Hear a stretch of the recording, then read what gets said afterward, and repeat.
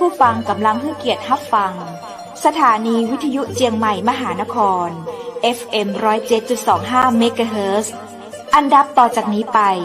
เจิญอู้จ๋ากับเมืองกับดีเจคำเพชรเจ้า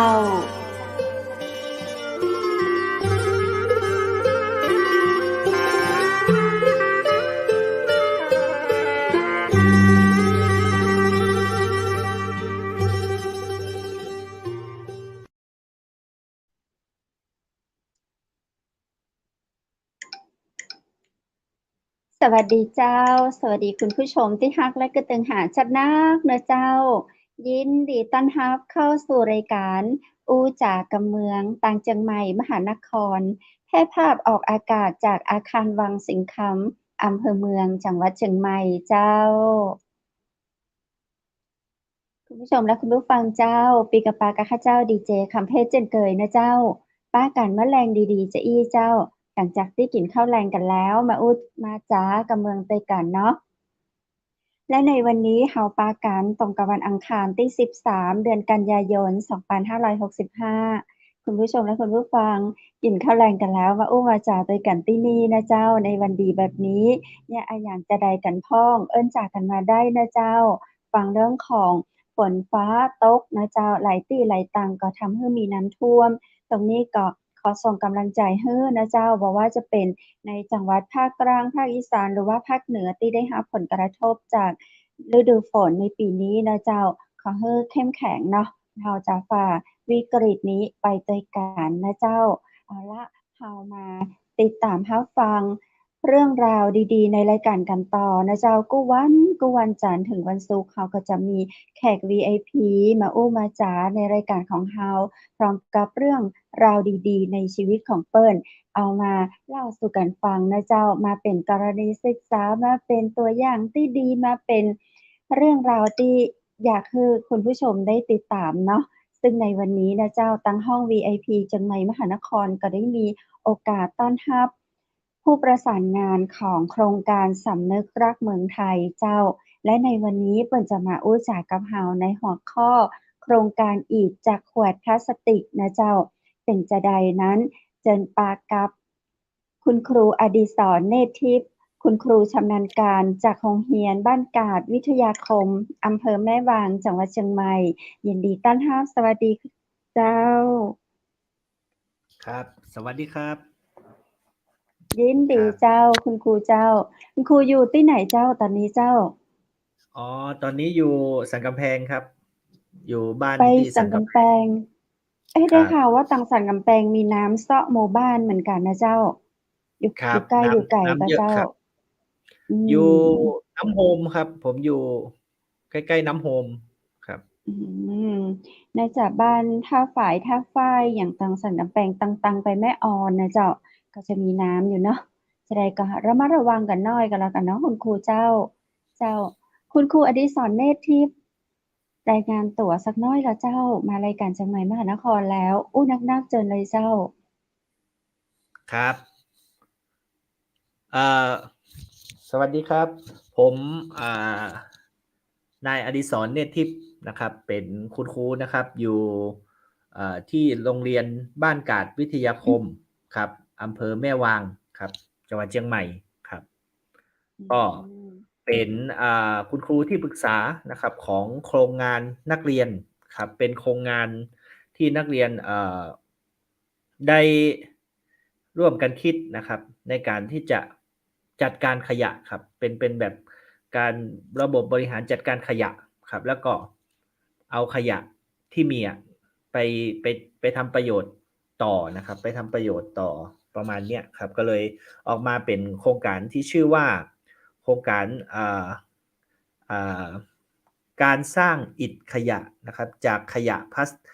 การสร้างอิฐนะครับจากขยะพลาสติกเหลือใช้ครับก็คือเอาพลาสติกที่มันเป็นขยะเนี่ยครับเอามาสร้างเป็นอิฐนะครับสร้างเป็นอิฐขยะนะครับโดยเพื่อที่จะเป้าหมายสูงสุดนะครับก็คือเพื่ออยากให้ขยะพลาสติกเนี่ยมันลดลงไปนะครับวันนี้เราจะเห็นว่าภูเขาอะครับภูเขาขยะน่ะมันกองขึ้นเรื่อยๆอย่างเงี้ยครับ แต่ว่าภูเขาหินปูนนะถ้าเขาไปแถวจอมทองเขาจะเห็นเนาะครับเนาะที่เปิ้นระเบิดภูเขาไม่เป็นเป็นปูนเป็นอิฐก็มาเป็นอิฐบล็อกนะครับภูเขาธรรมชาติมันลดลงเรื่อยๆอันนี้เป็นแนวคิดนะครับว่า แต่ว่าภูเขาขยะที่ดอยเต่าที่อย่างที่เปิ้นคนเชียงใหม่เอาไปทิ้งกันที่นู่นนะมันเพิ่มสูงขึ้นเรื่อยๆอย่างเงี้ยครับก็เลยว่าเป็นที่มาว่าเราอยากจะเอาขยะพลาสติกมาทำให้เป็นแบบอิฐบล็อกนะใช้แทนนะครับเพื่อที่จะแบบลดภูเขาขยะแล้วก็ทำให้ภูเขาหินปูนเนาะคือมันยังอยู่อย่างเงี้ยครับแล้วก็ส่งทำแนวคิดเนี่ยครับส่งไปที่สำนักงานปลัดกระทรวงกลาโหมครับก็กับนักเรียนเอาไปส่งเพื่อจะเอาไปแข่งขันนะครับแล้วก็โชคดีนะครับที่จาก140ทีมนะครับทั่วประเทศนะครับของเฮาก็ได้รับเลือกเป็น1 ใน 10ครับซึ่งปีนี้ทีมงานโครงการจิตสำนึกรักเมืองไทยนะครับของกระทรวงกลาโหมเนี่ยเปิ้นก็บอกว่าปีนี้นี่พิเศษเพราะเชียงใหม่เฮาได้3โครงการปกติจะไม่ได้เยอะขนาดนี้อย่างเงี้ยแปลว่าเปิ้นก็สนใจนะครับโครงการนะครับของทางเชียงใหม่ครับคุณครูกึดเองหรือว่าจะได้ความเป็นมาของโครงการน้องเล่าย้อนสักน้อยละเจ้าครับอันนี้ต้องยกประโยชน์นะครับเพื่อปราชญ์ชุมชนนะครับเนาะคือในพื้นที่อะครับจะมีปราชญ์ชุมชนนะครับที่อำเภอแม่วางนะครับเนาะก็จะมีปราชญ์ชุมชนเปิ้นเป็นวิสาหกิจเพื่อสังคมเนาะชื่อว่ากาแฟมาลากาแฟนะครับเปิ้นเป็นคนภาคกลางกรุงเทพอะครับแล้วก็อยากจะมาใช้ชีวิตนะครับที่เชียงใหม่นะครับแล้วก็เปิ้นก็เปิดร้านกาแฟมาลากาแฟนะครับแล้วก็เปิ้นเคยเป็นทหารเรือนะครับเป็นนักวิจัยกองทัพเรือมาก่อนแล้วเปิ้นก็จะมีแนวความคิดนะครับที่เป็นนวัตกรรมครับผมก็พานักเรียนเนาะพานักเรียนไปเรียนรู้กับเปิ้ลนะครับแล้วก็ช่วยกันพัฒนานะครับเด็กก็ได้ไอเดียนะครับแล้วก็ช่วยกันพัฒนาเป็นโครงการนี้ขึ้นมาครับอันนี้เราใช้ปราชญ์ในพื้นที่ครับในการพัฒนาโครงการร่วมกันนะครับครูก็ได้เรียนรู้ตัวนะครับนักเรียนก็ได้เรียนรู้ตัวครับทำมาเมินหรือยังเจ้าครูเจ้าที่จริงเราคิดมาก่อนโควิดแล้วครับคิดแล้วก็ช่วยกันออกแบบมานานละครับแล้วก็ช่วงปีนี้ครับก็ลองรวมไอเดียครับแล้วก็ส่งเข้าไปครับของสำนักปลัดกระทรวงกลาโหมครับแล้วก็เปิ้นก็สนใจแล้วก็สนับสนุนครับเพื่อเราลองเอามาพัฒนาโครงการต่อครับตอนนี้เขาทำมาได้กี่เดือนแล้วเจ้าเราเริ่มเดี๋ยวกันนะครับเดือนที่พฤษภาครับพฤษภามิถุนากรกฎาสิงหาครับก็เพิ่งจะเริ่ม3 เดือนครับเริ่ม3 เดือน3 เดือนนี้เขาได้อย่างขึ้นมาพ่องเจ้าครับเราจะมีวัตถุประสงค์เนี่ยอยู่3อย่างนะครับเราก็เป็นขั้นตอนเลยอันแรกก็คือเป็นการหาวิธีบริหารจัดการขยะครับภายในโรงเรียนนะครับก็อันนี้เราก็ไปขอผู้รู้นะครับจากเทศบาลนะครับเทศบาลตำบลบ้านกาดนะครับก็ใกล้ๆกับโรงเรียนนะครับเปิ้นเป็นผู้รู้เรื่องของการจัดการขยะนะครับเราก็ลองเอามาทำในโรงเรียนครับด้านการจัดการขยะเนาะก็ให้เด็กช่วยกันแยกขยะแล้วก็ลองดูว่าขยะมันมีอะไรมีกี่ประเภทอะไรของโรงเรียนเราก็แยกเป็น4 ประเภทนะครับก็จะมีขยะเปียกนะครับขยะอันตรายนะครับขยะรีไซเคิลนะครับแล้วก็ขยะทั่วไปนะครับขยะเปียกเนี่ยเอาไปทำปุ๋ยนะครับเอาไปใส่ในถังหมักอย่างเงี้ยครับไปทำปุ๋ยนะครับแล้วก็ขยะรีไซเคิลเนี่ยสภานักเรียนเปิ้ลจะเก็บรวบรวมแล้วก็เอาไปขายเป็นทุนไว้ให้น้องๆทำกิจกรรมนะครับส่วนขยะอันตรายเนี่ยเทศบาลจะเป็นคนมาหับเองครับเพื่อเอาไปกำจัดให้ถูกวิธีครับแล้วก็เราลองท 1สัปดาห์เนี่ยแล้วขึ้นออนลองดูนะครับว่าโรงเรียนเรามันมีขยะอย่างเยอะที่สุดเนี่ยครับซึ่งแน่นอนครับขยะพลาสติกเนี่ยขยะทั่วไปเนี่ยครับเยอะที่สุดนะครับแล้วก็เราก็เอาอันเนี้ยเอาข้อมูลนะครับอันเนี้ยว่าตอนเนี้ยปัญหาของขยะที่มันเยอะที่สุดในโรงเรียนคือปัญหาขยะพลาสติกแล้วก็ยังไม่มีการแก้ไขที่ดีครับเพราะว่าอย่างเศษอาหารขยะเปียกเราไปทำปุ๋ยรีไซเคิลเอาไปขายยังได้เงินอยู่เนาะคือโรงงานเปิ้นรีไซเคิลต่อแล้วก็ขยะอันตรายก็เอาไปคือเทศบาลเปิ้นส่งไปกำจัดที่ถูกวิธีแต่ขยะทั่วไปเขาก็ส่งเทศบาลนะครับปกติแต่เทศบาลก็รวบรวมแล้วก็เอาไปขว้างด้วยเตาหรือเปล่าผมไม่แน่ใจนะที่ไปรวมกันนะครับซึ่งเปิ้นก็บอกว่ามันจะเต็มแล้วอย่างเงี้ยครับพื้นที่กี่พันไร่นั่นนะครับมันจะเต็มแล้วอย่างเงี้ยครับเราก็อันเนี้ยเราจะมาช่วยยังไงให้มันลดน้อยลงนะครับคือโครงการเราไม่ได้เน้นที่ว่าจะสร้างอิฐขยะมาเป็น500เป็นพันก้อนเป็นหมื่นก้อนเนาะครับแต่ว่าเขาทำเพื่อที่จะเป็นแนวคิดนะครับไว้เพื่อจะเผยแพร่ต่อครับว่าอย่างน้อยพลาสติกเนี่ยมันสามารถเอามาใช้แบบนี้ได้อย่างเงี้ยครับเอามาเพราะว่าพลาสติกมันเป็นโพลิเมอร์นะครับเวลาเอาไปหลอมเนาะไปโดนความร้อนเนี่ยมันก็จะสามารถ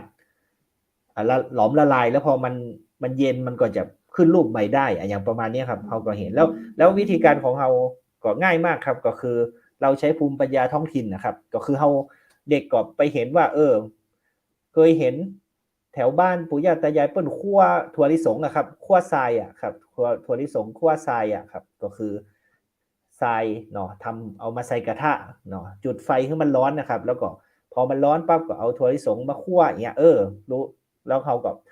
มาคุยกันทำไมปู่ย่าตายายเปิ้นเอาทรายเนาะเปิ้นเอาทรายทำไมบ่เอาหินล่ะทำไมบ่เอาอย่างอื่นสุดท้ายเขาก็เอาวิทยาศาสตร์เข้ามาทรายมันนำความร้อนได้ดีนะอย่างเงี้ยครับก็คือมันร้อนเร็วอย่างเงี้ยแล้วร้อนนานเนาะเขาก็ก็ใช้วิธีเอาทรายร้อนแบบนี้คั่วทรายร้อนในกระทะที่แบบเป็นบัดใจแล้วนะครับกระทะที่มันเอาทรายใส่แล้วก็เขาก็ทำความสะอาดพลาสติกนะครับแล้วก็ตัดให้ละเอียดหน่อยแล้วก็เอามาใส่เลยครับพลาสติกมันก็จะหลอมละลายแล้วพลาสติกตัวนี้มันก็จะไปยึดนะครับกับทรายนะครับพอมันรวมกันมันก็จะเป็นก้อนเละๆหน่อยนะครับแล้วก็เขาก็เอามาใส่บล็อกครับใส่บล็อกแล้วก็พอมันแห้งพอมันเย็นนะครับมันก็จะกลายเป็นก้อนอิฐขึ้นมาอย่างเงี้ยครับง่ายครับก็เลยว่าวิธีการนี้แต่มันคือมันไม่ใช่วิธีที่ดีที่สุดนะครับเพราะว่าที่จริงผมก็บอกนักเรียนด้วยนะครับเพราะเรากำลังทำมา 3-4 เดือนผมบอกนักเรียนว่าที่จริงเนี่ยการทำอิฐอันเนี้ยมันสูญเสียพลังงานนะเพราะเราใช้ฟืนเนาะแล้วก็มันมีควันที่เป็นคาร์บอนที่ขึ้นไปอย่างเงี้ยครับแต่ว่าเป็นอย่างครับก็คือพวกนี้จะกลายเป็นโจทย์ครับจะกลายเป็นโจทย์ที่นักเรียนจะต้องแบบแล้วจะทำยังไงให้มันดีที่สุดอย่างเงี้ยครับมันเป็นการเอาโปรเจกต์เนาะนะครับแล้วก็นี่จากกระทะมาคั่วเอาไม้กวนอย่างเดียวเนี่ยครับก็ในรูปนี้ก็จะเป็นแบบลองคิดดูซิถ้าจะทำเครื่องอย่างเงี้ยครับเด็กครับทำเครื่องทำยังไงดีอย่างเงี้ยครับก็เหมือนกับมี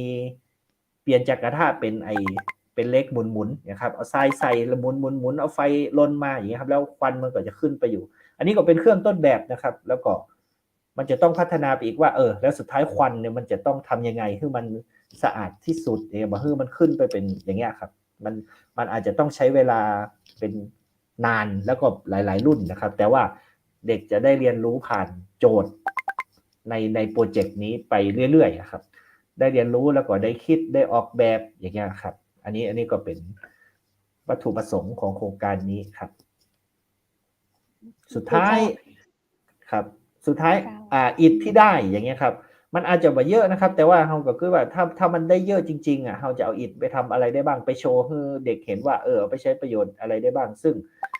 ผมก็มองว่ามันน่าจะเอาไปทำเป็นตัวหนอนปูพื้นก็ได้ครับครับก็จะประมาณนี้ครับเพื่อเห็นเป็นกระบวนการว่าจากวัตถุดิบขยะแล้วก็สุดท้ายก็มันสามารถเอาไปใช้ประโยชน์ได้จริงนะแล้วขยะพลาสติกมันก็ลดตัวอีกครับประมาณนี้คือเขาได้ทดลองได้สักก้อน2 ก้อนหรือยังเจ้า แต่ว่ายัง อ๋อ อยู่ใน ได้ ช่วง ได้ ของการดำเนินการ ครับได้เป็นซิปแล้วครับ โอ้ แต่ว่ามัน ได้ ก็ ทำแล้วเจ้า ครับได้เริ่มทำละ แต่ว่ามันก็ต้องอยู่ในช่วงที่ว่าอัตราส่วนนะครับ ว่า เจ้า เราจะใส่ทรายเท่าไร ใส่พลาสติกเท่าไรอะครับ เราก็ทดลองดูครับ อือ ว่าอันไหนมันจะดีที่สุดเงี้ยครับ ประมาณนี้ครับ อยู่ในของการทดลองเนาะ เจ้า ครับ คุณครูเจ้า แล้วเราเอาขยะมานี่เราเอามาทำความสะอาดก่อนมันก็เจ้า ก่อนที่เราจะเอาไปคั่วในกระทะกับทรายที่ ครับ ที่คุณครูว่าตะกี้เราต้องทำความสะอาดก่อน แล้วผึ่งให้มันแห้งก่อนหรือว่าเอาแบบเปียกเจ้า? ครับ คือมันมีอยู่ 2 วิธีอะครับ ก็คือตั้งแต่แรกเมื่อกี้วัตถุประสงค์อันแรกเนี่ยเราบอกว่าเราทำเรื่องของการบริหารจัดการขยะเนาะครับ เราจะรณรงค์ให้เด็กอะ ขยะบางชนิดเนี่ยบ่ต้องทำความสะอาดก็ได้ เพราะคือมันยังบ่เป็นขยะที่สกปรกอะครับ พอจะเข้าใจเนาะครับ เวลาเราไปซื้อแกงมาถุง เพิ่นก็ใส่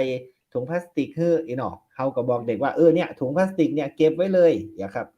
บ่ต้องเอาไปทิ้งไปมันสุดท้ายมันก็จะไปไหนได้ มันย่อยสลายบ่ได้เนาะ อันเนี้ยเก็บไว้เลย อันนี้ก็เป็นกลุ่มที่ไม่ต้องทำความสะอาดแล้ว ได้อยู่สะอาดแล้ว อย่างเงี้ยครับ ส่วนกลุ่มที่ต้องทำความสะอาดก็เหมือนกับว่าบ้านใครบ้านมันครับ ใครมีขยะแล้วก็เด็กก็จะล้างครับ ล้างแล้วก็ผึ่งไว้เองครับ แห้งแล้วก็ตัดรวบรวมกันไว้ อย่างเงี้ยครับ แล้วก็เอามาทำที่โรงเรียน อย่างเงี้ยครับ แล้วก็ขยะไม่ใช่เฉพาะถุงพลาสติกเนาะครับ ก็จะเป็นขวดน้ำอย่างได้หมดอะครับ ที่มันเป็นพลาสติกเนาะ มันจะมี แต่มันมีจะมีพลาสติกอยู่ เช่น ท่อ PVC นี่บ่ได้อะครับ มันก็จะมีรายละเอียดของมันอยู่ครับ ขวดพลาสติกก็ได้ครับ ซึ่งขวดพลาสติกก็จะให้เนื้อของพลาสติกเยอะใช่ไหมครับ มันก็บ่ยากนะครับทำความสะอาดก็กินเสร็จแล้วก็เอาน้ำเขย่าๆแล้วก็เอาให้มันแห้ง อย่างเงี้ยครับ แต่ต้องทำความสะอาดนะครับ ถ้าบ่ทำความสะอาด ถ้ามันยังเป็นเศษอะไรอยู่เวลาเราคั่วอย่างเงี้ยครับ มันจะเหม็นครับ มันจะมีพอมันไหม้แล้วมันจะเหม็นครับ ประมาณนี้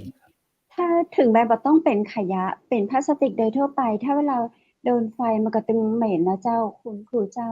แล้วอันนี้เรามีการจัดในเรื่องของความเหม็นนี่ก็เจ้า ครับ อันนี้ก็ที่จริงก็จะเป็นโจทย์เนาะครับ โจทย์ให้นักเรียนไปพัฒนาเครื่องที่จะมาสร้างอย่างเงี้ยครับ ซึ่งอันนี้เป็นเบื้องต้นนี่ก็คือเด็กก็มีพัดลมอยู่ตรงในนะครับ พัดลมดูดอากาศอย่างเงี้ยครับ เวลาควันมันขึ้นก่อนคือ1ก็คือเด็กจะบ่ได้เข้าใกล้เนาะ เด็กจะไปอยู่ตั้งหลังปุ้น แล้วก็จะมีไอ้ที่หมุนนะครับ เพื่อที่ให้มันผสมกันเองเนาะ แล้วก็มีพัดลมดูดอากาศ แล้วก็ให้มันขึ้นไปตั้งบนอีเนาะ อันนี้เป็นตัวต้นแบบเงี้ยครับ แล้วก็ต่อไปเด็กจะต้องผมก็ต้องโยนโจทย์ให้เด็กเราเนี่ย คือควันมันขึ้นไปแบบเนี้ย มันยังทำให้เกี่ยวกับโลกร้อนอยู่ อย่างสุดท้ายเราจะทำยังไงให้มันน้อยที่สุดอย่างเงี้ยครับ ซึ่งก็คือมันก็จะพัฒนาไปเรื่อยๆครับ ไอ้ที่เห็นโครงสี่เหลี่ยมนี่คือถังตู้ซักผ้าเก่านะครับ อ๋อ เอาตู้เสื้อผ้า เสื้อผ้าเก่ามาทำ เอามาทำแบบไหนอะเจ้า? อ๋อ อันนี้คือกรอบมันเฉยๆอะครับ ไอ้กรอบมันอะเอาเล็กที่บังลมบังหยังครับ ส่วนไอ้ทรงกลมที่อยู่ตรงที่เอาทรายร้อนใส่เนี่ย ก็คือถังไอติมเก่าครับ ถังไอติมที่มันกลมๆอะครับ เอามาใส่แล้วก็คือมันหมุนได้อะครับ เด็กก็จะหมุนด้วยไอ้ล้อรถถีบเก่าตั้งหลังปุ้นน่ะครับ ที่เป็นพวงมาลัยมันหมุน อารมณ์ประมาณนี้ครับ ในการเรียนรู้คือความตั้งใจฟังแล้วความตั้งใจของคุณครูคือต้องการให้เด็กของเรามีการฝึกในการเรียนรู้ไปทีละขั้นตอน ซึ่งเราบ่เคยมีต้นแบบที่ไหนมาก่อนเลยบ่ก็เจ้า? มีครับ มีเดี๋ยวนี้เราค้นในเว็บ ในยูทูบ ในอะไรก็มีเยอะนะครับ ซึ่งทั้งนักเรียนเองหรือว่าครูเองก็ค้นมาจากอันนั้นก่อนนะครับ มาเป็นต้นแบบ แล้วก็เราก็มีผู้รู้ต่างๆนะครับ เช่น ที่จริงอะอันนี้ก็เป็นในขั้นต่อไปเนาะ อันนี้แอบเล่าเนาะ บ่ฮู้ว่านักเรียนจะมาฟังด้วยหรือเปล่า แอบเล่าก็คือผมก็สังเกตนะครับว่า อย่างเช่นเมนน่ะครับ เมนที่เพิ่นเผาศพอะ ที่เพิ่นบอกว่าไอ้เป็นเผาแบบว่าปลอดอะไรอะ ปลอดกลิ่น ปลอดควันอะไรพวกนั้นน่ะครับ ที่มันเป็นท่อ เจ้า ครับผมก็ไปดูว่าแล้วมันปลอดคาร์บอนยังไงอ่ะแล้วก็ลองไปคนดูเขาก็พอรู้ว่าอ๋อไอ้ท่อที่มันตรงๆนะครับท่อที่ปล่อยควันนั่นน่ะเปิ้ลจะมีแบบเหมือนกับคลื่นแม่เหล็กเนี่ยมันจะมีแบบคลื่นแม่เหล็กไฟฟ้าที่แบบมันจะไปดักจับคาร์บอนไว้ก่อนที่จะปล่อยควันออกอย่างครับคาร์บอนมันจะอยู่กับท่อนั่นแหละอย่างครับซึ่งอันนั้นก็จะเป็นชั้นสูงเนาะครับซึ่งมันคล้ายๆกับอันนี้เลยอ่ะสามารถเอามาใช้อย่างเงี้ยครับเราจะไปหาความรู้จากไอ้พวกแบบเนี้ยครับมาผสมกันอย่างเงี้ยครับครับบางทีเด็กก็คิดว่าครับ เจ้าเชิญเจ้าอ๋อครับบางทีก็มีคนเสนอว่าไอ้ท่อเนี่ยเอาต่อไปเสร็จแล้วก็เอาต่อเข้าไปกับโรงเรือนของอ่าพืชอย่างก็ฟอกอากาศไม้ฟอกอากาศไหมอย่างเงี้ยครับก่อนที่จะคือมันผ่านไปอีกทีนึงอย่างเงี้ยครับมันก็จะมีโจทย์มาเรื่อยๆครับว่าทำยังไงแต่ว่าเป้าของเราคือทำให้ได้อิฐที่สูญเสียพลังงานน้อยที่สุดแล้วก็ทำให้ควันมันออกมากระทบต่อโลกน้อยที่สุดอย่างเงี้ยครับอย่างเช่นไอ้ไฟเนี่ยเด็กก็ว่าเราทำเป็นแก๊สก่อเอี่ยมเรามีบ่อส้วมบ่ออย่างเงี้ยครับแก๊สธรรมชาติก่อไอ้แก๊สมีเทไอ้แก๊สที่จากไอ้ปฏิกูลต่างๆอย่างเงี้ยครับมันก็จะเป็นโจทย์ไปเรื่อยๆอย่างเงี้ยครับเขามีตึงละออนไม่ยิงตึงละออนกระจายเนาะดูในภาพแล้วตอนนี้โครงการเราเริ่มจากละออนจันอย่างนะเจ้าที่คนที่จริงต้องเล่าให้ฟังก่อนว่าโรงเรียนบ้านกาดวิทยาคมนี่เนาะครับมันคือเป็นโรงเรียนที่คือเป็นโรงเรียนมัธยมสามัญปกตินี่นะครับอย่างวัฒโนยุพราชนี่นะแต่ความพิเศษของเขาก็คือเป็นโรงเรียนที่มีเด็กอะครับกินนอนอยู่ในโรงเรียน200เกือบ200คนนะครับอ๋อแต่มาจากที่ไหน แต่ไม่ใช่จะมาจากแม่แจ่มมาจากฮอดมาจากอมก๋อยมาอย่างเงี้ยครับแม่ฮ่องสอนก็มีกัลยาก็มีหรือแม้แต่แม่วางที่ไกลๆครับที่เป็นเด็กที่ไปกลับไม่ได้ครับเช่นว่าบ่เจ้ามาเฮียนมาแรงกลับบ้านเนี่ยมันบ่ได้บ้านมันไกลเกินอย่างเงี้ยครับซึ่งแต่โรงเรียนไม่มีลักษณะเป็นเหมือนกับศึกษาสงเคราะห์ราชประชาบ่ใช่นะครับคือโรงเรียนบ่ได้มีความพร้อมมากขนาดนั้นครับเป็นโรงเรียนมัธยมบ่ได้เนี่ยแต่ว่าเราต้องดูแลเด็กๆไอ้กลุ่มเนี้ยครับเกือบ200คนครับทุกวัน24ชั่วโมงครับแล้วก็เราก็ใช้คือมันเป็นสิ่งที่เราต้องทำอยู่แล้วก็เลยว่าแต่อย่างน้อยเราเห็นข้อดีว่าแต่เด็กพวกเนี้ยอยู่กับเรา24ชั่วโมงนะอย่างเงี้ยเขามีเวลาว่างที่แบบว่าตอนเย็นอย่างเงี้ยครับผมก็เลยใช้แกนนำก็คือม.5 ครับม.5 ของนักเรียนหอพักนี่แหละครับเป็นแกนนำ10คนครับในการเริ่มต้นนะครับในการเริ่มต้นโครงการแล้วก็พอเริ่มต้นโครงการปั๊บเขาก็เปิดนะครับใครสนใจอยากจะมาร่วมโครงการก็มีนักเรียนนะครับตั้งแต่ม.3 ม.4 ม.5 ม.6อะครับสนใจแล้วก็เข้ามาร่วมเป็นส่วนหนึ่งของโครงการเนี่ยได้เข้ามาเรียนรู้เนี่ยรวมหมดประมาณ60คนได้ครับครับคุณครูคือละออนเฮาทำในเวลาไหนอะเจ้าก็ส่วนใหญ่ก็เริ่มแรกก็คือมาเรียนรู้เหมือนแกนนำเรียนรู้ก่อนนะครับว่าที่มาของอิฐขยะเนี่ยเรามีแนวความคิดมาจากอะไรอย่างนี้ครับก็เชิญวิทยากรเชิญที่ปราชญ์ชุมชนที่ผมว่าเป็นมาลากาแฟเนี่ยครับ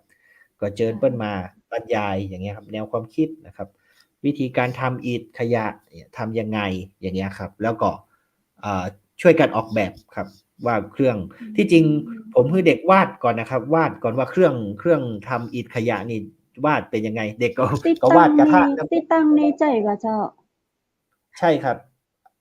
อันนี้ครับอันนี้เป็นเครื่องต้นแบบครับที่ทดลองทำครับง่ายๆติดตั้งบนสูงนี่คืออย่างนะเจ้าไออย่างก็ครับที่เป็นแท่งสูงท่านคืออย่างควันนะครับปล่องควันนะครับเขาเอาอย่างทำนะเจ้าสังกะสีแบบได้เนี่ยครับมีโครงเล็กอยู่ข้างในโครงเล็กอยู่ข้างในแล้วก็เอาสังกะสีมาล้อมแล้วก็ข้างในจะมีพัดลมดูดอากาศอยู่ครับก็จะดูดควันขึ้นไปการที่ละอ่อนให้ความสนใจดีเนาะเจ้าครับก็มันก็ที่จริงก็จะได้เรียนรู้ทุกกระบวนการครับอันนี้จุดประสงค์ของผมจริงๆเลยบัดใจว่าทำโครงการเพื่อที่จะเอาไปแข่งเอารางวัลนะครับ ก็คือ เจ้า เพื่อที่จะเพื่อ เยา เด็ก ว ได้ ช เรีย น น เขา รู้ ได้ ทุก ๆ มี ระบบครับ เวลาเนาะ ใช่ ค ๆ รับ เออ ครับ อันนี้ก็เป็นอิเฮา ฐด ที่ลองทำอะครับ มีก้อนใหญ่ก้อนเล็กเนี่ยครับ เนี่ยอิฐจักอ๋อ รยานครับ จะเป็นอย่างเงี้ยครับ เจ้า คุณครูครับ เจ้า เหมือนจะเหมือนครับ อิฐที่เปิ้นเอาไปแต่งบ้านอย่างอี้ บ่ถึงขนาดนั้นมั้งคะเจ้า เขาทำออกที่ มาจริง จมัะน เป็นอิฐแบบตกแต่งสวนอย่างงี้เนาะ หรืครอวั่บ าจะ มัน ใด มันจะเจ้า? บ่มีรูนะครับ มันจะแน่นหมดเลยนะคอ๋อ รับ ใน อย่างในรูปเนี่ย เจ้า มันจะแน่นอ๋เลย อ แต่ ใช่ มันแข็งกว่าอิฐบล็อกนะครับ มันแข็งกว่าอือิฐบล็อกสีเทาม นั่นนะครับ เจ้า มันแข็งมาก แล้วก็ขยะ คือเราลองดูว่าขยะพลาสติกเนี่ยมันอยู่ในโลกนานเท่าไรอะ กี่ร้อย กี่ล้านปีอะครับ ก็อันนี้ก็จะอยู่ได้เท่านั้นแหละครับ ใช่ไหม? มันก็จะทนทานคเรับ จ้า ครับ ตอนนี้ความสำเร็จของเราได้อีกกี่ก้อนแล้วเนาะ ตะกี้คุณครูบอก? เอ่อ ก็ตอนนี้อยู่ในช่วงทดลองว่าอัตเรจา้า ส่วนเนาะครับว่า เจ้า ใส่ทรายเท่าไร อิฐ พลาสติกเท่าไร แล้วก็พลาสติกแลช้ว นิดอะไรจะดี เจ้า ซึ่งก็ทำเรื่อย ๆ ครับ อิฐก็ได้หลัก 10 อย่างเงี้ยครับ ทำเจเรื่้า อย ๆ ทตอนำเพื่นอี้ 10 ทดลองกก้่ออน นที่เราได้มานี่ เราเอาไปทำหยังแล้วเจ้า? ยังบ่ได้ทำหยังครับ ก็เอาไว้เอาโชว์ ตรงนั้นก่อน เป็นต้นครับ ก็ แบบ เปิ้นฮ้องใช่ ว่าเป็ใชน่รุ่นครับ แรกอะเนาะ ครอั๋อ บ เวลาเราไปเจ้า อบรมให้น้อง ๆ ในโรงเรียนต่อ เราก็เอาอันเนี้ย ไปใให้นักห้เพิเ่รีนพอ ยนลองทำคือดูเปิ้นกครับ ำ เปิ้นลองกำ อแล้วา เปิ้นว่าได้พ้องก็เจ้า ใช่ ก็เปิ้นก็ว่ามันแข็งอะครับ มันแข็งแล้วมันก็บ่ได้เหม็นอย่างที่คิดไว้ กำลังจะถามว่ากลิ่นมันเป็นจะใด? กลิ่นบ่เหม็นครับ บ่ได้เหม็นอย่างที่คิดไว้แล้วครับ อืม แล้วก็ ตอนนี้ก็รัน ที่จริงแมลงนี้เด็กก็ทำนะครับ ทำแล้เวจ้ก็ส่งรูปมาา ให้ผมอยู่ครับ แต่แมอ๋ลงนี้ผมกลับมาอ บ้านที่สันกำแพง เจ้า เอาไว้เดี๋ยวโอครกัาบ สหน้าเนาะ รายการเราจะไปถ่ายวิธีขั้นตอนที่น้อง ๆ เขาทำกันเนาะคุณครูเจ้า เจ้า ครับ มา ตอนนี้ ลองมาแอวดู โรงเรียนดูก่อนครับ เจ้า แม่วาง โรงเรียนแม่วาง คือเป็นโรงเรียนประจำอำเภอของอำเภอแมค่รับ วาง โรงเรเชีียน ยงใหม่บ้านเรา ครับ โรงเรียนบ้านกาดวิทยาคม จะเป็นโรงเรียนมัธยมประจำอำเภอครับ คือสมัยก่อนเรา แต่บ่ได้ชื่อว่าแมอยู่่วกับ างเนาะ ใช้ชื่อว่าโรงเรียนบ้านกาด บ้านกาดครับ เพราะว่าเจ้า สมัยก่อนเราอยู่อำเภอสันป่าตองเนาะ ตอนโรเงจ้า เรียนสร้างอ๋อ มาครับ มันเป็นกิ่ง อ๋อ เจ้า ครับ โรงเรียนสร้างมาช่วงนั้น ก็เลยบ่ได้ชื่อโรงเรียนมัธยมแม่วาง อย่างเงี้ยครับ เป็นชื่อโรงเรียนบ้านกาดวิทยาคมครับ ครับ แลอัน้นี้ วในส่วนของคุณครูอดิศรนี่ คุณครูไปเป็นคุณครูที่โรงเรียนบ้านกาดนี่เมินหรือยังเจ้า? จะเข้าปีที่ 3 ครับ จะเข้าพปีที่ ฤศจิกา3 นี่จะเป็นปีที่ 3 ครับ เจ้า ก่อนหน้านี้ผมก็เป็นครูอยู่ โรงเรียนสมเมยวิทยาคมครับ อำเภอสมเมย ส จังหเวมัดยแมว่ิทยฮ่องสา อน จังหวัด ครแม่ับ ฮ่องสอน อุ๊ย ไปบ่อยขนาดเลยเจ้าคุ5-6 ณคปี รู ครับ ครอ้ัอ บ คุณครูสอนที่โรงเรียนหยังเจ้า สมเมย? สมเมยวิทยาคมครับ อ๋อ โรงเรียนมัธอยำมเภอเหมือนกันเลครับ ย อืครับ ม แล้วคุณครูก็ย้ายมาที่แม่วาง ใช่ครับ ที่สมอืเมยก็ม ทำ เนี่ยครับผม ส่วนใหญ่ผมชอบ จัดการเรียนการสอนโดยใช้แบบ Project Based Learning อะครับ ก็คือใช้อืโครงกาม ร โครงงานเป็นฐานนะครับ เจ้า ในกาคุร ณครูอดิศรเป็นคุณครู เจ้า คุณครูกิจกรรม คุณครูแนะนำ คุณครูสังคม อ๋อ ผมเป็นคุณครูสังคมครับ เป็นคุณครูอืสังคมม ครับ เจ้า แล้ว แต่ครับ มีโครงการมาให้นักเรียนของเราตลอดเลย ใช่ ๆ ครับ ที่สมเเจม้า ยก็จะมีครับ มีที่สโมคเรมยเคงการ ยมีโครงการหยังเจ้า? สมเมย อย่างเช่น คือมันแล้วแต่ธีมเนาะ อย่างเช่น ครั้งก่อนเนี่ย ช่วงดอยพุ้ยโคอะครับ เจ้า เคยรู้จักดอ๋อ อยพุ้ยโคบ่? รู้จักเจช่วงที่า ผมไปนไปเตี่ ่ยวเจ้า 2 ใช่ กิโล 4 กิโลปิก ครับ เจ้า ช่วงแรก ๆ นี่ดอยพุ้ยโคบ่ดังเนาะครับ มันอืเพิ่งมาดัม งช่วงตอนผมอยู่นี่แหละ เพิ่งเปเจ็้นแหล่า งท่องเที่ยวนะครับ ในช่วงแรก ๆ อะผมก็เลยร่วมกับ มหาลัยเชียงใหม่เนาะ ร่วมกับ อบจ. แม่ฮ่องสอนเนี่ยครับ เหมือนกับว่า เจ้า ก่อนที่ นักท่องเที่ยวจะมาเที่ยว อย่างงี้ เราก็แบบเอาสถานที่ท่องเที่ยวที่ดัง ๆ ของอำเภอ ซึ่งปกติมันบ่ค่อยมีที่อืดัง ๆ เนาะ ม ของอำเภอ เขาก็เจ้า เอามาทำพรอเจกต์ เงี้ยครับ ก็คือผมก็ใช้เรื่องของ การสร้างเส้นทางศึกษาธรรมชาติอย่างเงี้ยครับดอย อ๋อ พุยโคต่อมาเด็กเดิน เจ้าน นะครับ เด็กเดินแล้วก็มาร์กจุดว่าจุดนี้ควรเป็นจุดเรียนรู้ไหมอย่างเงี้ยครับวาดเป็นแผนที่ครับ แล้วก็มีมีปราชญ์นะครับ พานำไปอย่างเงี้ยครับครับ แล้วก็เล่าว่าดอยพุยโคนี้เป็นยังไงอย่างเงี้ยครับ แล้วก็มีจุดไหนที่สำคัญหลุมลึกเนี่ยอย่างครับ ที่มันจะมีหลุมที่ยอดดอยเนี่ยครับ ความเชื่อของชาวบ้านต้นเชื่อว่าสมัยก่อนมันเป็นอุโมงค์นะอย่างครับลงไปถึงบ้านผาพาได้ประมาณนี้ครับ แล้วก็จุดไหนที่มีต้นไม้ที่แบบที่เขาเดินผ่านนะแต่มันเป็นต้นไม้สมุนไพรนะอย่างเงี้ยครับเขาก็มักจุดไว้อย่างเงี้ยครับ แล้วก็มีความรู้อยู่ในนั้นทุกจุดอย่างเงี้ยครับครับคุณครูเป็นคุณครูลูกเสือสวยมั้งก็ถ้าลักษณะแบบนี้ครับคือมันเป็นสิ่งแวดล้อมครับเกี่ยวกับสิ่งแวดล้อมอย่างเงี้ยครับแล้วก็อีกโครงการหนึ่งก็เคยพาเด็กไปบ้านเลโคเลยครับอันนี้ไปทำเรื่องการอนุรักษ์ป่าแต่ผ่านป่ากาแฟนะครับก็คืออารมณ์คอนเซปต์ก็คืออารมณ์เหมือนกับว่าอยากให้เด็กอนุรักษ์ป่านะโดยการที่ให้เรียนรู้พืชกาแฟเพราะว่าเรากาแฟเนี่ยเวลาจะปลูกเนี่ยอย่างน้อยมันจะต้องมีพืชต้นไม้ต้นใหญ่ๆเป็นพี่เลี้ยงเพื่อร่มเงาแล้วกาแฟก็จะอยู่ด้านล่างเพราะฉะนั้นถ้ามีป่ากับมีกาแฟก็จะต้องมีต้นไม้ใหญ่ถ้ามีต้นไม้ใหญ่ก็จะปลูกกาแฟมาได้อย่างนี้ครับเพราะอย่างไรเจ้าคือต้นกาแฟมันต้องมีพืชพี่เลี้ยงนะครับเป็นพืชที่จะต้องมีพืชพี่เลี้ยงคือถ้าไปเปิดไปปลูกแดดอะไรอย่างเงี้ยครับมันจะต้องอาศัยร่มเงาจะกิ่งไม้อื่นใช่ครับถ้าบอกอันก็คือความเจริญเติบโตของเปิ้ลจะบ่มีใช่มันจะบางงามมันจะแดดจะเยอะเกินอย่างเงี้ยครับครับกับเขากับเป็นกุศโลบายไปเลยว่าถ้าจะให้กาแฟงามต้องรักษาป่านะอย่างเงี้ยครับแต่ที่จริงเขาอยากให้เพื่อรักษาป่าอย่างเงี้ยครับครับก็ใช้แบบนี้ครับแล้วก็ใช้เด็กครับช่วยในการจัดการเรียนรู้ครับซึ่งเด็กก็ชอบครับเด็กก็ชอบแล้วก็ได้เรียนรู้ถ้ารวมจากสมัยมาถึงวันนี้คุณครูเป็นคุณครูมากี่ปีแล้วเจ้า8ครับ8ปีเข้าปีที่9ก็แสดงว่าเฮาอยู่ที่ต่างจังหวัดก่อนจะมาอยู่เชียงใหม่นี่เฮาเป็นมาก่อนแล้ว5 ปี5-6 ปีครับแล้วเฮามาอยู่ที่บ้านกาดนี่3 ปีจะ9 ปีแล้วเปิ้ลเป็นคุณครูชำนาญการของโรงเรียนแล้วเข้าใจในเรื่องของการที่จะนำนักเรียนเฮาเข้าสู่การเรียนรู้ในเปิ้นฮ้องเป็นการทำเปิ้นฮ้องอะไรอย่างเจ้าคุณครูเจ้าเป็นกิจกรรมที่นอกจากหนังสือเรียนนอกจากตำราเรียนครับคือครูฮ้องเป็นอะไรอย่างเจ้าคือเหมือนกับว่าปกติเนี่ยเด็กสมัยใหม่เนาะมันชอบว่างครูแบบเรียนหนังสือบางอันก็ไม่ได้เอาไปใช้ประโยชน์อย่างครับใช่เรียนไปเยอะไม่ได้ใช้ประโยชน์แต่ที่จริงผมก็ยืนยันว่าคือ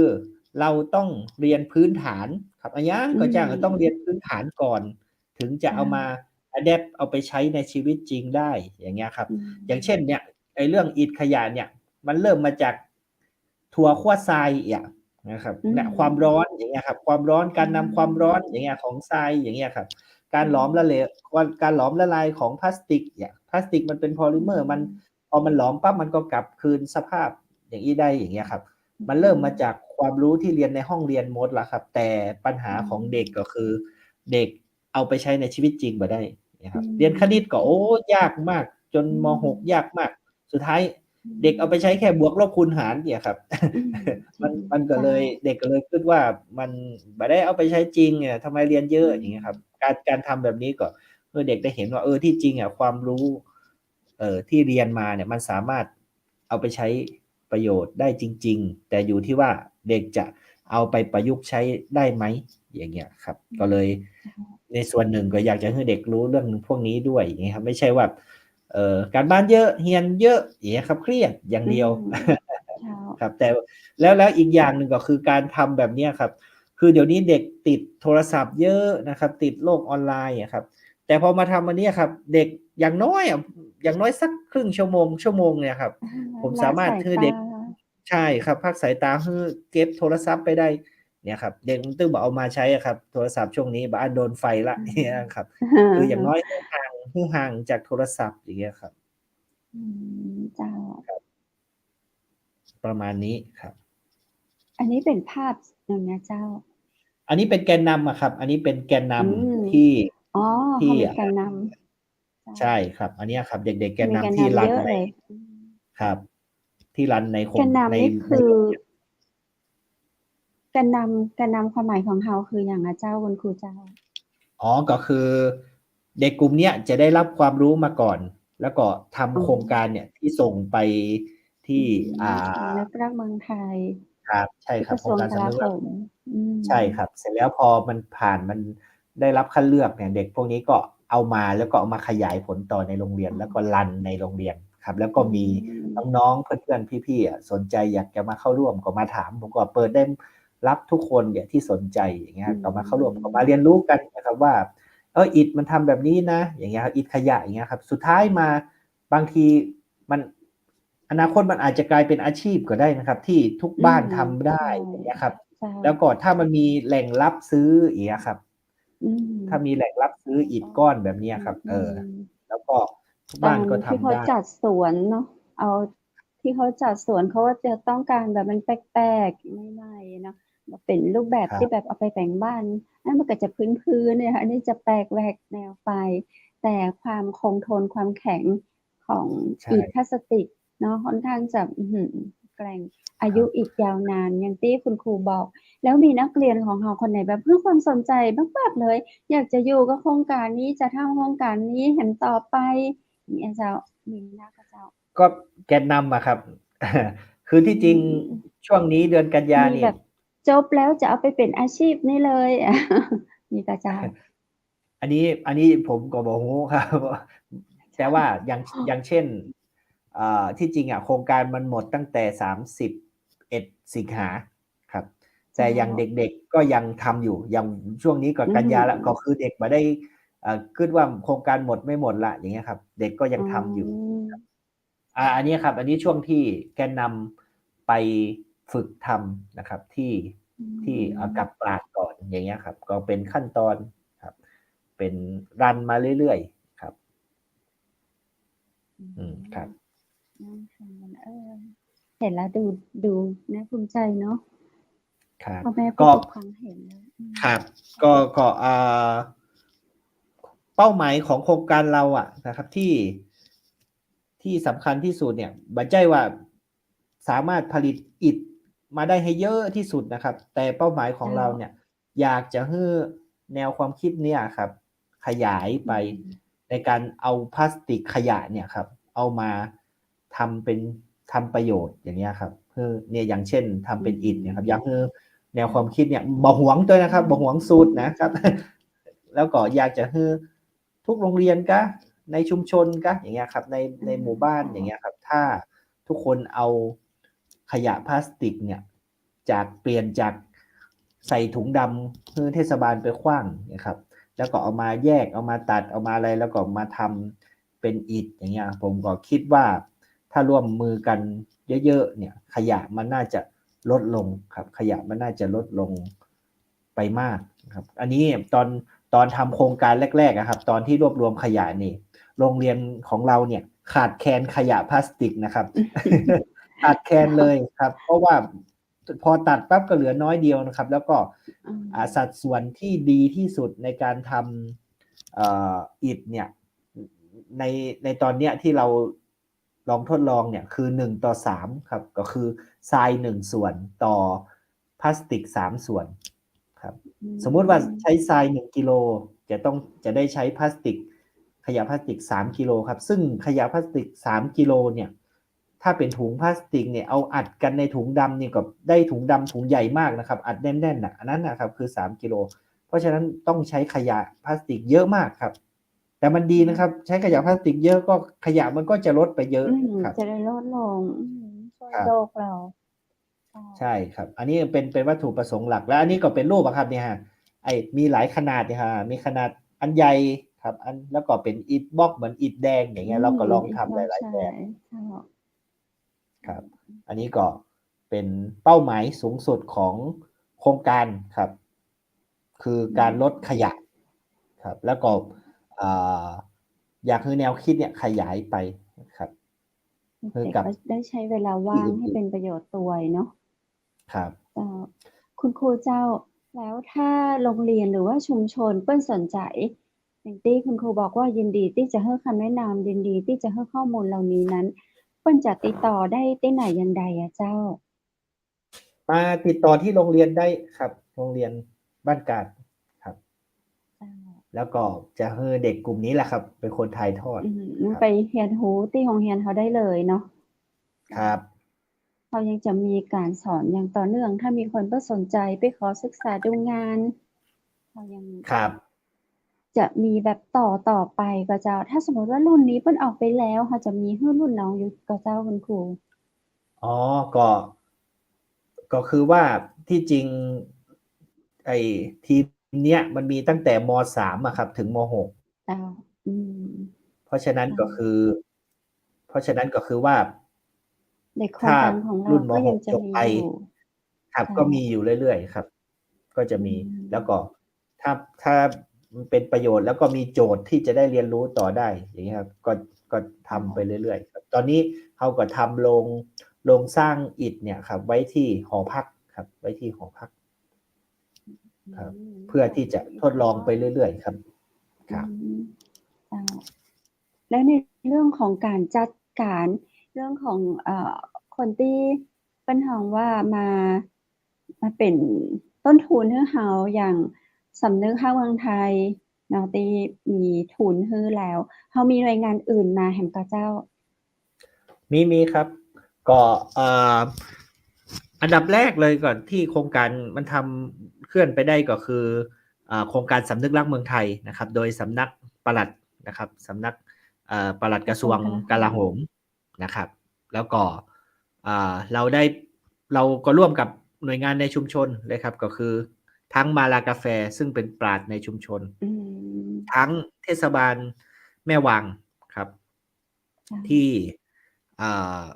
จริงอ่ะเปิ้ลบอกว่าถ้าขยะขาดแคลนเปิ้ลจะเอาจากเทศบาลครับอะไรประมาณนี้ครับแล้วก็มาร่วมกันขับเคลื่อนนะครับแล้วก็ท่านรองผู้ว่าเองนะครับครั้งในช่วงก่อนเนี่ยเราก็ได้ไปนำเสนอครับว่าของเรามีโครงการนี้นะครับแล้วก็รองผู้ว่าก็พร้อมที่จะสนับสนุนนะครับแต่ของเรา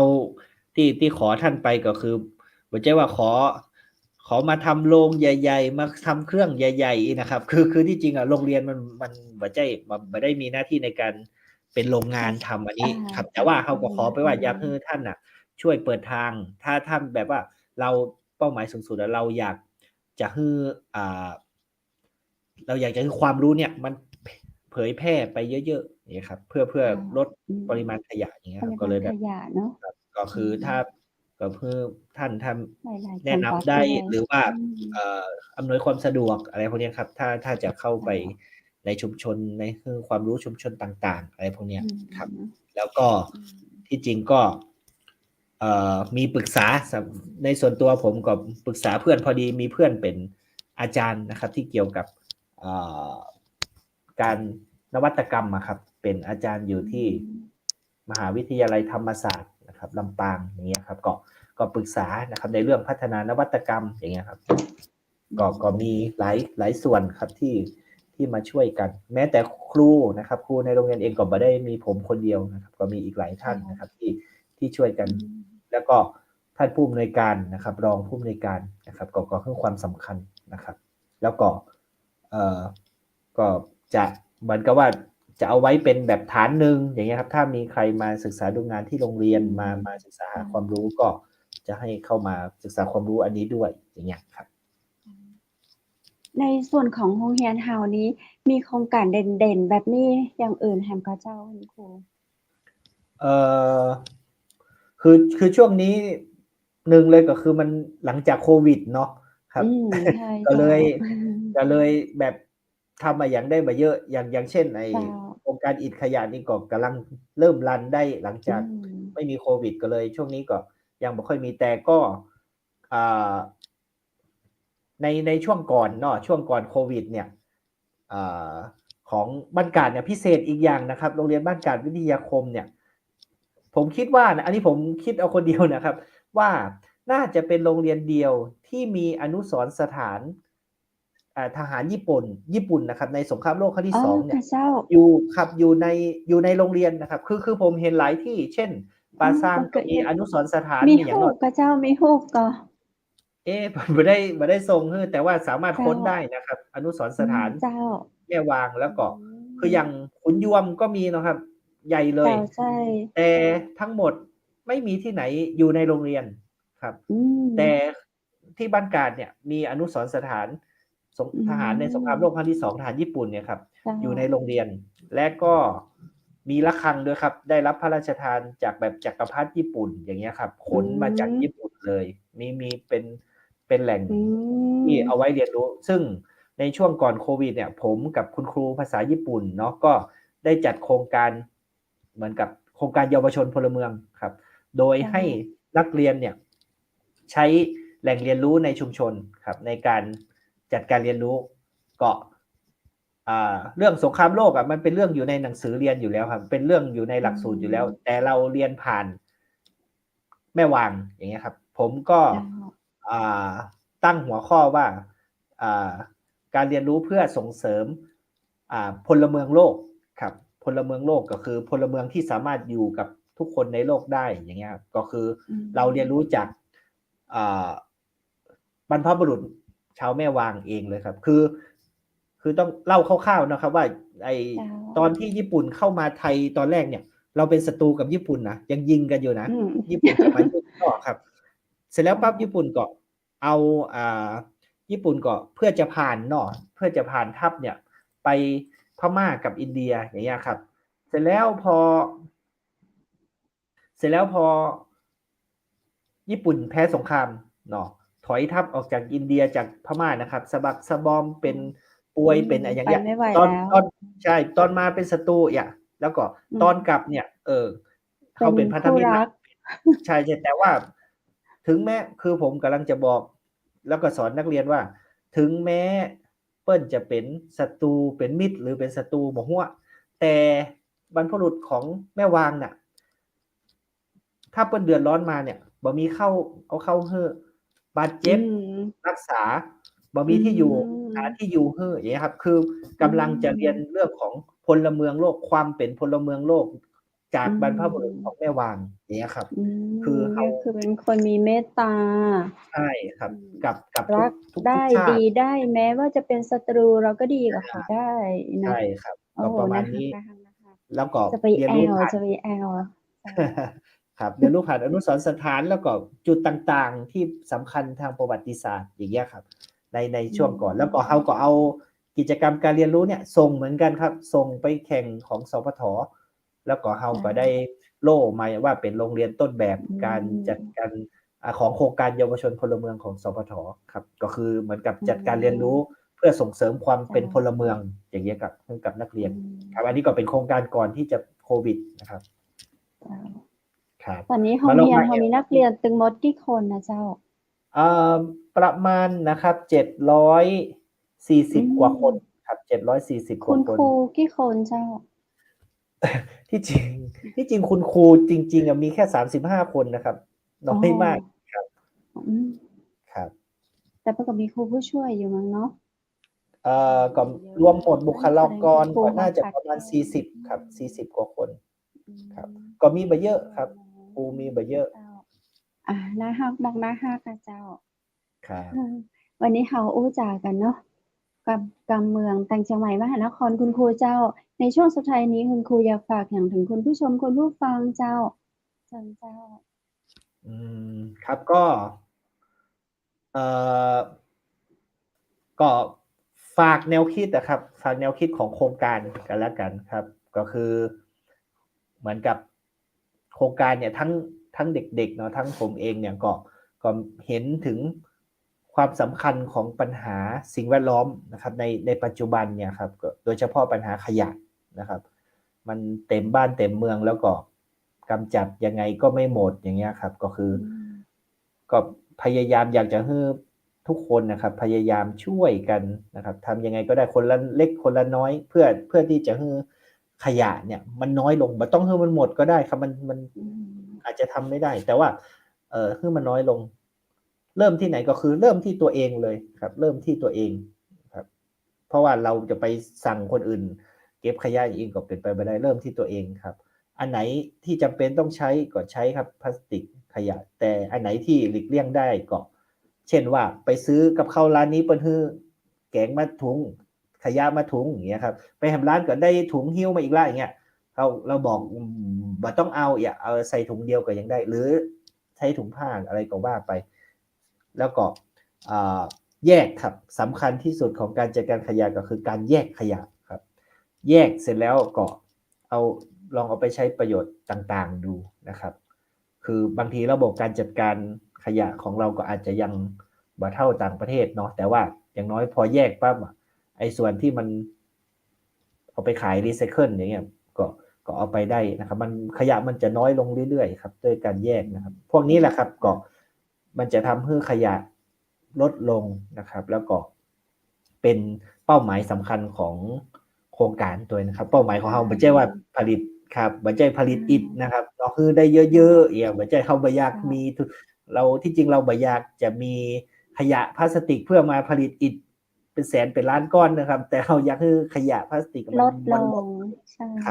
คุณครูเจ้ามีคำถามมาช่วงสุดท้ายของรายการของเขาพอดีเลยเปิ้ลถามว่าจะว่าไปอันนี้เปิ้ลทองออเดอร์ก็เปิ้ลถามเปิ้ลพิมพ์มาว่านะเจ้าคุณครูเจ้าเปิ้ลบอกว่าราคาเท่าไหร่สั่งที่ไหนบ่เคยขายครับยังบ่เคยขายเลยครับแต่ว่าเจ้าลองมาแอวกันได้ครับ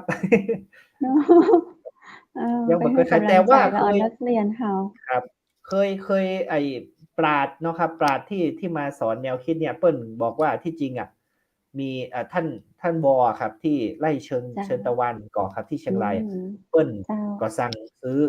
จากแกนะครับเปิ้ลบอกว่าสั่งซื้อก้อนละ30 บาทอย่างเงี้ยครับ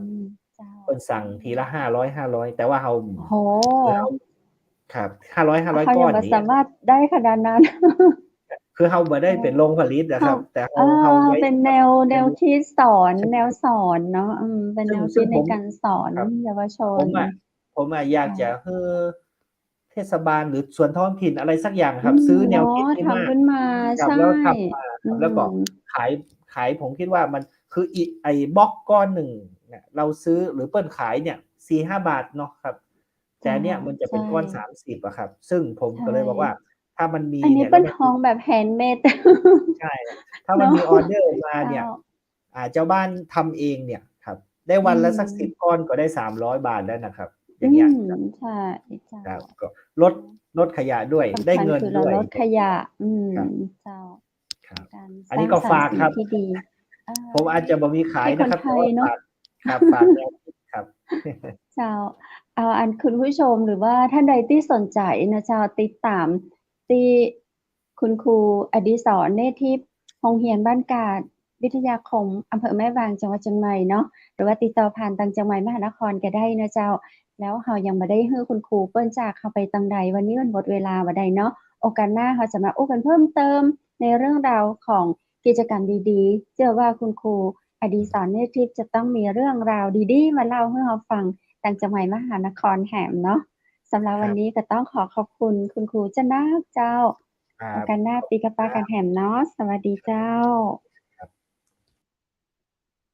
เป็นเรื่องราวดีๆจักนักเลยนะเจ้าคุณผู้ชมฟังดูแล้วปลื้มอกเย็นใจเนาะเปิ้ลเป็นคุณครูมาเป็น9 ปีแต่ว่าบ่ได้มีหน้าที่เฮาเห็นว่าตั้งหน้าตั้งตาสอนเขียนหน้ากระดานเอาเธอเอาการบ้านไปทำปิกบ้านเนาะอ่อนก็ก้มหน้าก้มตาเขียนการบ้านมาส่งเจ้าคุณครูเป็นคุณครูที่มีกำกึดที่ดีสร้างสรรค์ทั้งกำกึดให้ละอ่อนทั้งการปฏิบัติทั้งแนวทางที่จะสามารถดำรงชีวิตของตัวเก่าบ่เก่งในเรื่องของวิชาการน้องๆก็สามารถนำไปเป็นวิชาชีพติดตัวของตัวเก่าได้ถ้าน้องคนหนึ่งออกไปเนาะมีผู้ปกครองหรือว่ามีหน่วยงานที่สนับสนุนน้องเพิ่นอาจจะไปทำเป็นโรงงานเล็กๆขนาดย่อมเนาะเจ้าเริ่มต้นไง ริ่มต้นขนาดย่อมแล้วจะใกล้ขนาดกลางขนาดใหญ่สู่ชุมชนสู่ในระดับประเทศของเราได้หันกับคุณผู้ชมเจ้าเรื่องน้อยๆจะทำให้เมืองไทยของเราเจริญเติบโตได้ด้วยกำกึศน้อยๆช่วยกันสร้างช่วยกันทำเนาะวันนี้ก็ต้องขอบคุณและยินดีตัวนักๆเลยนะเจ้ากับโรงเรียนบ้านกาดวิทยาคมอำเภอแม่วางจังหวัดเชียงใหม่นำโดยคุณครูอดิศรเนตรทิพย์ครูชำนาญการนะเจ้ามาเล่าสู่กันฟังในวันนี้ซึ่งเปิ้นก็ผ่านโครงการสำนักภาคเมืองไทยของสป.นะเจ้าหรือว่าสำนักปลัดเลขาตั้งกระทรวงกลาโหมหรือว่ากระทรวงของทหารนะเจ้าเนาะมาฮือสตางค์ ให้น้องๆได้ฝึกในการเรียนรู้นะเจ้าท่านผู้ใหญ่ใจดีที่ไหนอยากจะเข้าไปดูแลเนาะจะช่วยในเรื่องของการเรียนการศึกษาน้องๆตั้งแม่วางนะเจ้าก็ติดต่อไปที่คุณอดิศรเนตรทิพย์นะเจ้าฟังดูแล้วเป็นโครงการที่น่าติดตามจะอ่านวันหน้าจะเอาเปิ้นมาอู้มาจาเรื่องของโครงการอีกจากขวดพลาสติกหรือว่าเรื่องราวอื่นๆแหมเนาะเพราะวันนี้หมดเวลาแล้วเจ้าข้าเจ้าดีเจคำเพชรขอกล่าวขอบพระคุณพระอาจารย์รัตนยาโนนะเจ้าพุทธอุทยานสวนบูรณรักธรรมตำบลแม่แลมอำเภอแม่ริมจังหวัดเชียงใหม่คุณผู้ชมและคุณผู้ฟังท่านใดสนใจขออุปกรณ์เรียนฝึกสมาธิได้นะเจ้าโทรสอบถามหรือสมัครเรียนได้ตั้งแต่เวลา 8 โมงเช้าถึง 4 โมงแลงที่เบอร์โทร 0980344744 เจ้าแล้ววันนี้ขอบคุณโรงแรมแม่เสลียงเวียงงามนะเจ้าติดต่อสำรองจองห้องพักแอลเหนือแอลหนาวจองได้นะเจ้าที่โรงแรมแม่เสลียงเวียงงามเบอร์โทร 0536214444 เจ้าขอบคุณน้ำผึ้งแท้น้ำผึ้งตราสารวินแอลสารวินนะเจ้าเป็นของฝากของที่ระลึกก็ได้เนาะหรือว่าอยู่ต่างจังหวัดอยู่ใกล้อยู่ไกลสั่งตังโทรศัพท์เปิ้นก็จะส่งให้นะเจ้าตังขนส่งมีจ้าดักวันเดียวก็ถึงละบัดเดี๋ยวนี้นะเจ้าเนาะน้ำผึ้งแท้น้ำผึ้งตราสารวินมีอย.นะเจ้าสั่งที่เบอร์โทร 0826166889 เนาะและวันนี้ขอบคุณดีโลพลัสนะเจ้าดีโลพลัสหรือว่าดีโลดีท็อกผลิตภัณฑ์เสริมอาหารผสมสารสกัดจากเมล็ดลิ้นจี่เจ้าดื่มก่อนนอนทุกวันสวยใสหุ่นกระชับขับถ่ายคล่องต้องดีโลพลัสนะเจ้าวันนี้กับสูตรล้างสารพิษดักจับไขมันบำรุงผิวเจ้าโทรสั่งได้ที่ 0973699442 ติดต่อกับบริษัทโดยตรงได้เลยนะเจ้าอยากจะเป็นตัวแทนจัดจำหน่ายก็ได้เนาะเจ้าและวันนี้ข้าเจ้าขอบคุณผ้าพิธีกรหญิงจากร้านผ้าพื้นเมืองชุดไทยใหญ่นะเจ้าสนใจสอบถามรายละเอียดได้นะเจ้าที่เบอร์โทร 0987739789 เจ้าและสุดท้ายนี้ข้าเจ้าดีเจคำเพชรพร้อมกับทีมงานเชียงใหม่มหานครขอบคุณคุณผู้ชมและคุณผู้ฟังที่ฮักทุกคนทุกท่านนะเจ้าในวันพรุ่งนี้ปีกาฟ้ากันแห่ใหม่สำหรับค่ำคืนนี้ขอให้คุณผู้ชมนอนหลับฝันดีราตรีสวัสดิ์เจ้า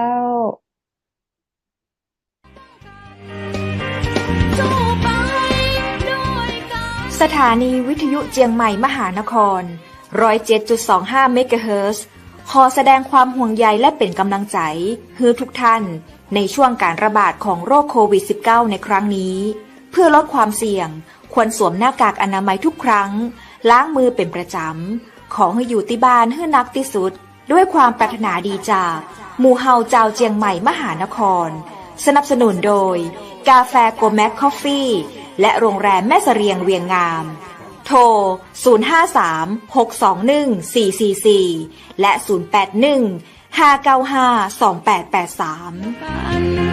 เราจะฝ่าฟัน